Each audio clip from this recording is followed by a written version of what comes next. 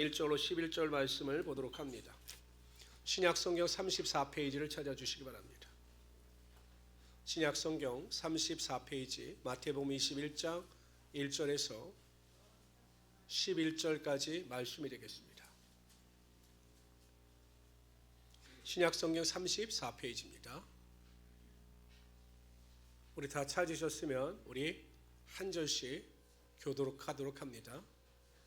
그들이 예루살렘에 가까이 가서 감난산 벳박에 이르렀을 때 예수께서 두 제자를 보내시며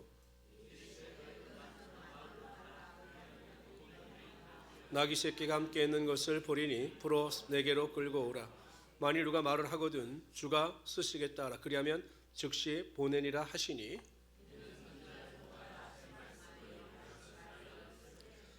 시온 딸에게 이르기를 내 왕이 내게 임하나니 그는 겸손하여 나귀 곧 멍에 매는 짐승의 새끼를 탔도다 하라 하였느니라. 나귀와 나귀 새끼를 끌고 와서 자기들의 겉옷을 그 위에 얹음에 예수께서 그 위에 타시니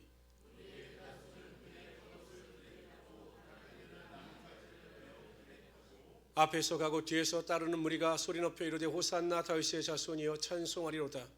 주의 이름으로 오시는 이여 가장 높은 곳에서 호산나 하더라.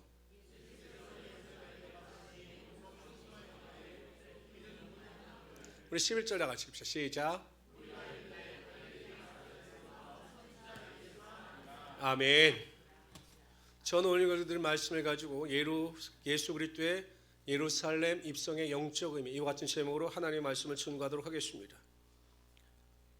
기독교 신앙에서 가장 중요한 기념일은 우리가 지금 4월 달에 있는 부활절, 그리고 두 번째는 12월 달에 있는 성탄절입니다.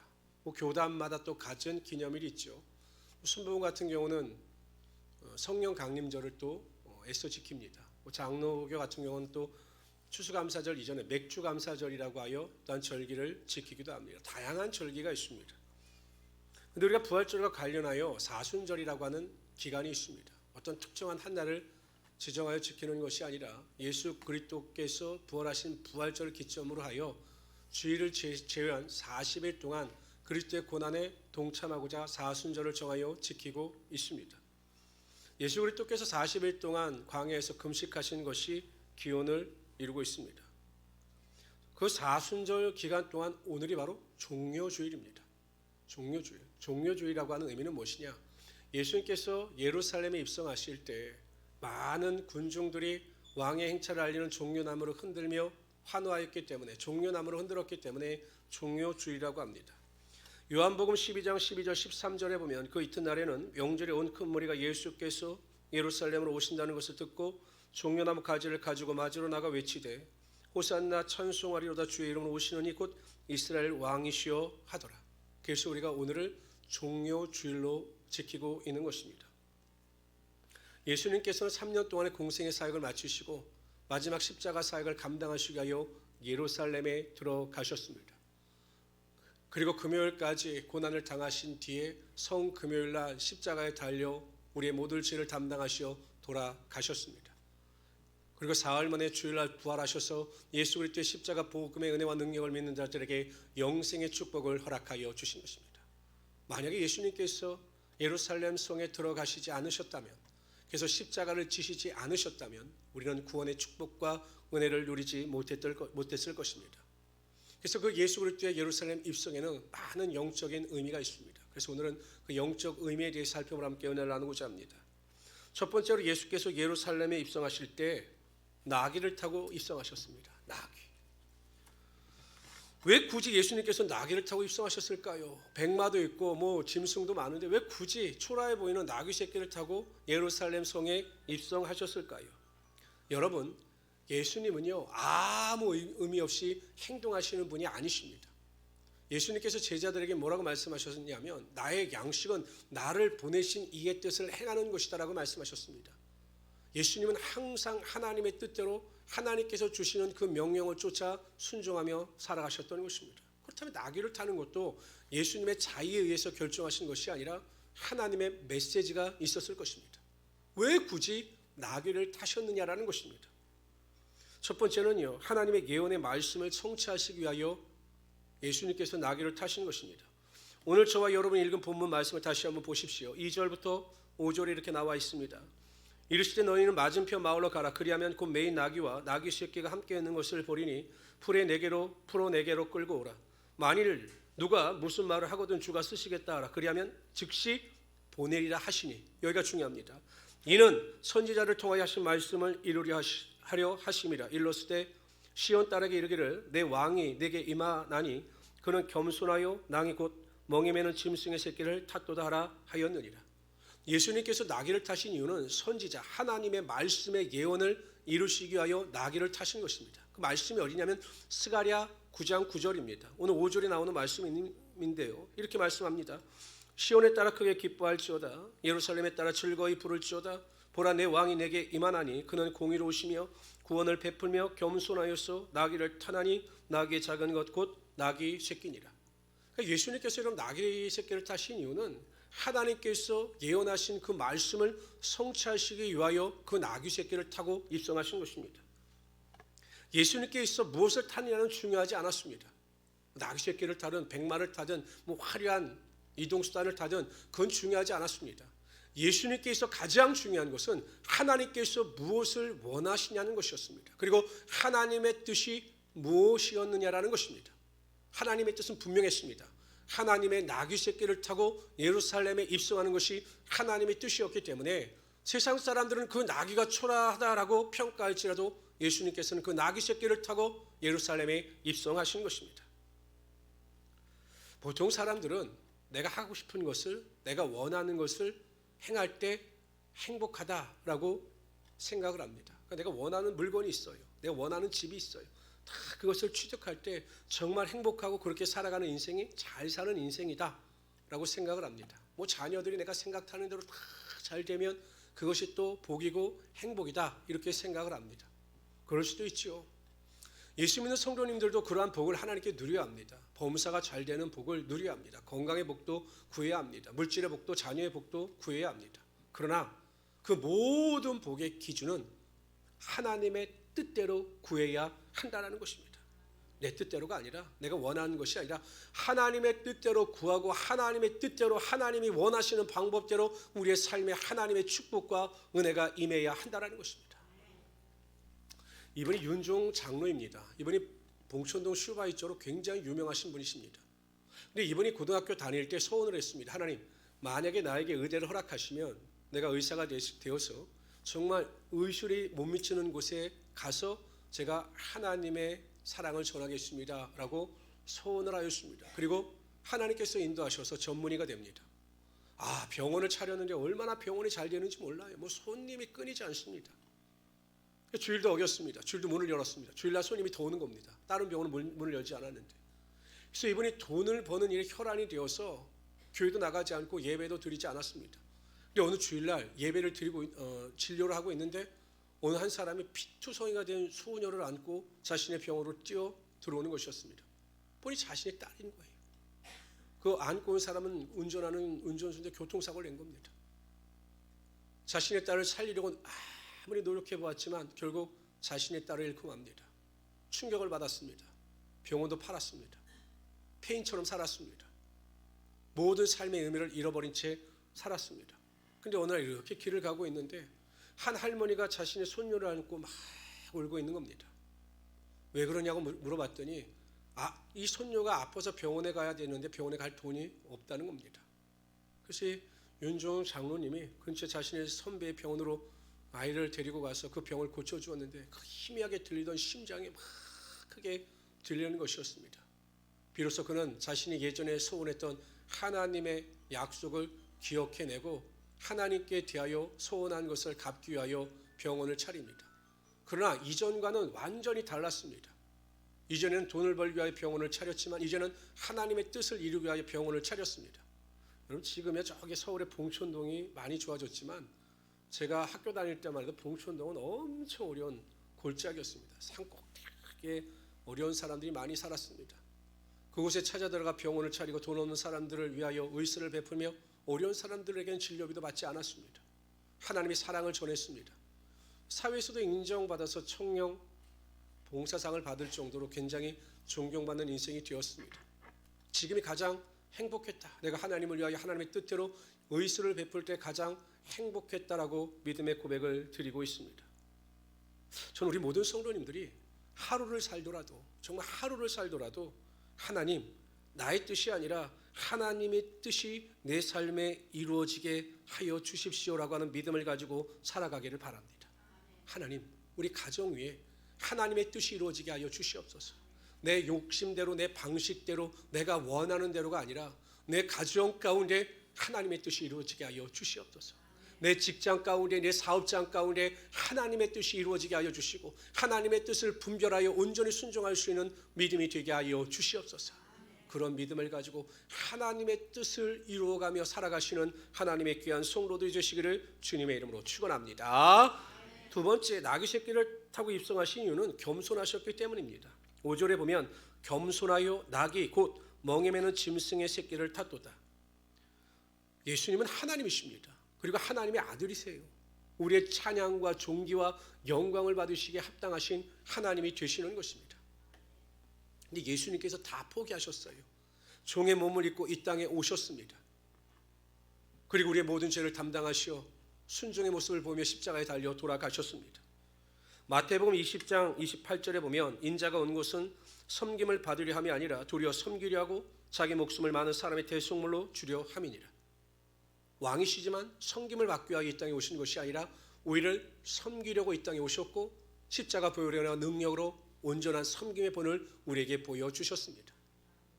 최후의 만찬 후에 예수님께서 겉옷을 벗으시고 수건을 허리에 두르신 채 제자들의 발을 닦기 시작하셨습니다. 그런데 여러분, 그 당시에 누군가의 발을 닦는 사람은 누구냐면 최고 천한 종입니다. 그러니까 노예 정도 되는 사람이 사람들의 발을 닦았어요. 그런데 여러분, 예수님께서 제자들의 발을 닦으시니 제자들이 놀랬죠. 그래서 베드로는 안 됩니다 라고 거부할 정도였습니다.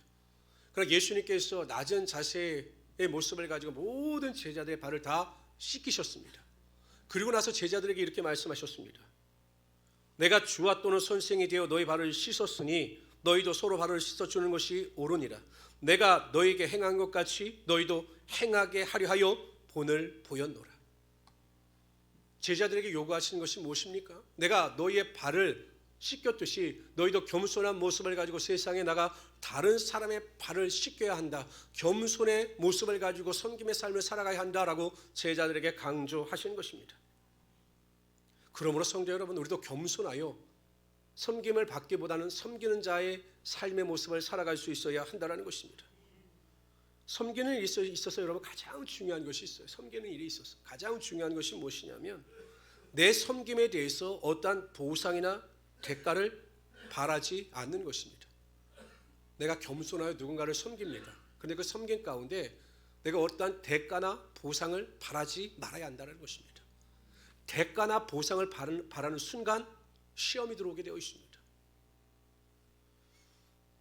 제가 활동도 임원 활동도 하고 그래서 그리고 또 어쨌든 간에 제가 많은 선배들도 많은 후배들도 섬깁니다. 제가 장례식이 나면 정말 빠짐없이 찾아가고 결혼식장도 제가 빠짐없이 찾아갑니다. 많이 섬겼죠. 정말 많이 섬겼습니다. 근데 여러분, 저희 장로님이 소천하셨을 때요, 내가 그렇게 섬겼던 사람들 중에 많은 사람들이 연락도 없는 겁니다. 나는 그렇게 섬겼는데, 찾아갔는데. 근데 얼마나 섭섭한지요. 제가 그래서 그 생각이 들었습니다. 이제는 게임 아웃이다. 당신들과의 관계는 이제 끝이다. 이런 마음이 들 정도로 굉장히 섭섭했습니다. 물론 그게 오래가진 않았어요. 어느 하나님께 기도하는데 하나님께서 그런 마음을 주시더라고요. 너는 그렇다면 누구를 왜 지금까지 섬긴 것이냐? 찾아가서 그들을 섬길 때 무슨 마음으로 그들을 섬긴 것이냐? 너는 그렇게 대가와 보상을 받았느냐? 그럼 네 상은 없는 것이다. 이런 마음을 주시더라고요. 그래서 제가 즉시 회개하고 다 마음을 풀었습니다. 지금은 아무렇지도 않습니다. 이것이 인간의 한계예요. 대가를 바라면, 보상을 바라면 시험이 따라옵니다. 내가 이만큼 했는데, 내가 이만큼 너를 섬겼는데, 내가 이만큼 교회를 섬겼는데, 교회는, 너는 나를 위해서 해준 것이 무엇이 있냐라고 생각하면 시험이 드는 것입니다. 하나님은 그러한 자의 상을 받지 않으셔요. 섬김을 받지 않으십니다. 어떠한 보상이나 대가를 바르지 않고 예수님께서 우리를 섬기고 우리를 겸손의 왕으로 우리 가운데 은혜를 베풀어 주셨듯이 우리가 겸손하여 다른 사람을 섬기고 교회를 섬길 때 하나님께서 그 인생을 책임져 주시며 하나님의 놀라운 은혜와 능력이 반드시 나타나게 하여 주시는 것입니다. 우리 성도님들은 앞으로 우리 교회를 섬기며 나가실 때 항상 겸손의 마음을 가지고 섬기십시오. 그리고 비판과 불평이 없어요. 내가 섬길 때 자꾸 보상이나 대가를 말하니까 불평 나오고 원망 나오고 다른 사람을 비판하는 것이죠. 제가 이번에 경험해 보니까 이게 일순간이더라고요. 조금만 섭섭하면 그 섭섭한 마음이 너무 커지더라고요. 그것을 항상 내려놓고 겸손과 섬김의 본을 보이되 어떠한 대가와 보상을 바라지 아니하고 오직 하나님께서 채워주심을 믿고 살아가시는 귀한 성도 되시기를 주님의 이름으로 축원합니다. 세 번째, 나귀 새끼를 타고 입성하신 이유는 예수님께서 평화의 왕이 되심을 알리시기 위함이었습니다. 그 당시에 여러분 평화를 상징하는 동물은 나귀였어요. 나귀. 그래서 예수님께서 나귀를 타고 입성하신 것입니다. 예수님께서 나귀를 타고 입성하시고 또한 예수님께서 십자가에 달려 돌아가심으로 말미암아 하나님과 우리 사이에 화평을 이루셨습니다. 아담과 하와의 죄로 말미암아 죄인으로 태어난 우리는 하나님의 영광에 이르지 못했습니다. 그러나 예수님께서 십자가에 달려 돌아가시는 순간 모든 막힌 담이 무너지며 우리와 하나님 사이에 화평의 문이 열어지게 된 것입니다. 뿐만 아니라 예수님께서는 우리에게 직접 평강의 은혜와 능력을 허락하여 주십니다. 우리 다 같이 읽어봅시다. 시작. 내가 너에게 주는 것은 세상이 주는 것 같이 아니하리라. 다시 한번 읽어봅시다. 읽어봅시다. 주는 것 같이 아니하니라. 너희는 마음에 근심도 말고 두려워하지도 말라. 예수님 우리에게 평안을 주셔요. 예수님께서 우리 안에 거하시면 절대 평안의 능력이 임하게 되는 것입니다. 요즘에 보면 이 숙면 산업이 굉장히 발달되어 있더라고요. 홈쇼핑을 봐도 베개 선전이라든지 숙면과 관련된 선전이 엄청 많이 나옵니다. 그래서 이 불면증과 관련된 사업이 계속 발전하고 있다, 시장이 커지고 있다라고 이야기를 합니다. 참 아이러니하죠. 경제가 성장하고 모든 삶이 점점 안락해지는데 오히려 사람들은 더 불안과 두려움과 스트레스에 쌓여 살아가고 있는 것입니다. 사람들은 불안하여 평안을 찾지만 어떤 곳에서도 평안을 얻을 수가 없는 것입니다. 그러나 예수께서 우리 안에 계시면, 평강의 왕이신 예수께서 우리에게 평안을 주시면 세상이 우리의 평안을 앗아갈 수가 없는 것입니다. 불안하십니까? 두려우십니까? 내 안에 예수 그리스도가 거할 수 있도록 사모하시며 은혜 가운데 거할 수 있는 우리 성도들이 되시기를 주님의 이름으로 축원합니다. 두 번째, 예수님께서 예루살렘에 입성하실 때 다양한 사람들의 반응이 있었습니다. 첫째, 어떤 사람들의 반응이 있었는가? 겉옷을 길에 펴고 종려나무를 흔들며 호산나 다윗의 자손이여 찬송하리로다라고 하는 외치는 자들이 있었습니다. 여러분, 종려나무는 왕이 입성할 때 흔드는 것이거든요. 그런데 이 이스라엘 백성들은 나름대로 예수 그리스도를 왕으로 인정했습니다. 그러나 그들이 생각한 왕은 구원의 왕이 아니었습니다. 평강의 왕이 아니었습니다. 자신들을 로마의 압제로부터 구원해낼 정치적인 메시아였습니다. 근데 얼마 뒤에 예수님께서 정치적 메시아가 아니라 구원자로서의 왕이심을 깨닫고 그들은 예수님을 배반하죠. 예수님을 원하지도 않았습니다. 바라바를 원했습니다. 그래서 결국 예수님께서 십자가에 달려 돌아가십니다. 때로는 성도들을 볼 때 성경대로의 하나님이 아니라 내 생각대로의 하나님을 믿는 분들이 있습니다. 우리 예수를 하나님을 믿을 때 성경대로 믿어야 하는데 자신의 생각대로 하나님을 믿는 분들이 있습니다. 하나님은 사랑의 하나님이십니다. 그렇죠? 그러나 하나님은 또 공의의 하나님이 되시는 것입니다. 하나님은 우리에게 원 없는 사랑을 베푸시지만 또한 우리에게 거룩함을 요구하시는 하나님이 되신다는 것입니다. 빛과 소금의 역할을 감당하라, 거짓말을 하지 마라, 원수를 미워하지 말라, 사랑하라 라고 하는 공의를 우리에게 원하시는 것입니다. 하나님의 말씀에 절대적으로 순종하여 거룩함 가운데 살아가기를 원하신다는 것입니다. 그런데 많은 성도들이 사랑의 하나님은 인정하나 공의의 하나님은 인정하지 않아요. 공의의 하나님을 인정하면 우리가 이렇게 살아갈 수가 없는 겁니다. 그렇게 거짓말하고 그렇게 남을 미워하고 세상 가운데 세상 사람들과 똑같이 살아가는 모습을 보일 수가 없는 것입니다. 사업을 해도 정직하게 하고 무슨 일을 하든 바르게 해야 되는데 입만 열면 거짓말하고 입만 열면 세상 사람들과 똑같이 살아가는 것, 공의의 하나님을 믿지 못하기 때문입니다.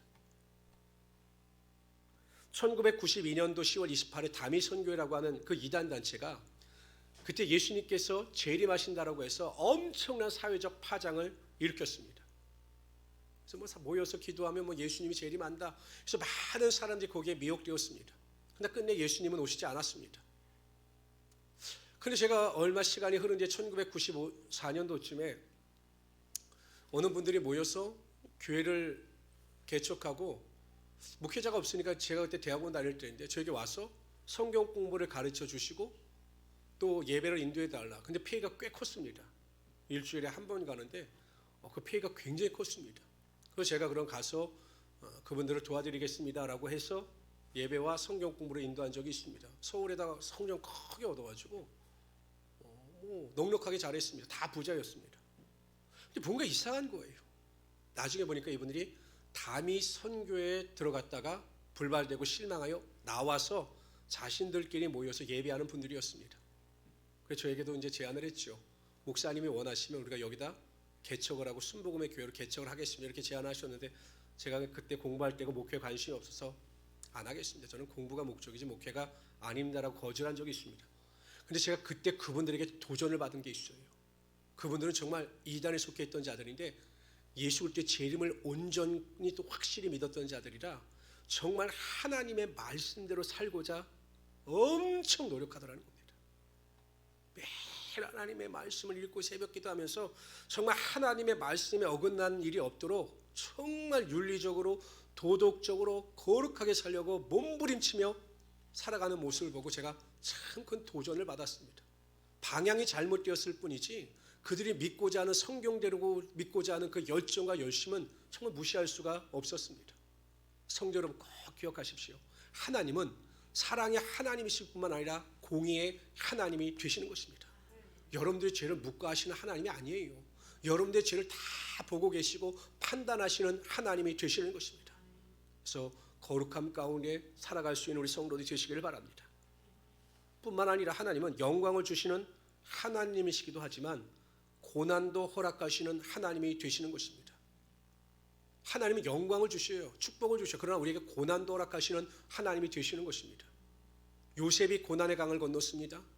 예수님도 40일 동안 광야의 삶을 거치셨습니다. 사도 바울도 다윗도 다 고난의 강을 건넌 사람들입니다. 그런데 성도들은 이상하게 고난을 싫어합니다. 고난이나 문제가 다가오면 왜 나에게 이러한 문제와 고난이 다가오느냐고 회피하거나 원망하고 불평하여 믿음에서 멀어지는 사람들이 정말로 많습니다. 저는 무수히 만났습니다. 아니 잘 믿는 것 같은데 조금만 어려우면 하나님이 어디 계시느냐, 이러한 하나님이 어떻게 성경대로 하나님이냐, 원망하고 불평하다 믿음에서 멀어지거나 다시 연약한 믿음으로 돌아가는 성도들을 많이 보았습니다. 내 방식대로 하나님을 이해하려고 하고 내 방식대로 하나님을 믿으려고 하기 때문입니다. 하나님은 고난 가운데 그러나 분명히 영광을 베푸시는 하나님이 되시는 것입니다. 지금도 어려우십니까? 힘이 드십니까? 고난 가운데 거하고 계십니까? 그러나 하나님은 그 고난을 통해서 영광을 베푸시는 하나님이 되심을 믿으시기를 바랍니다. 병도 고쳐주시고 필요한 것도 채워주시고 내 모든 문제를 해결해 주시는 하나님이 되심을 믿고 고난 가운데 감사하고 하나님을 찬양하시는 귀한 성도들이 되시기를 주님의 이름으로 축원합니다. 두 번째, 어떤 반응이 있었느냐? 소동하나 반응을 보이지 않는 사람들이 있었습니다. 21장 10절 11절에 보면 예수님께서 예루살렘에 들어가시니 온 성이, 예루살렘 온 성이 소동했습니다. 시끄러웠습니다. 이르되 이는 누구냐고는 무리가 이르되 갈릴리 나사렛에서 나온 선지자 예수라 하니라.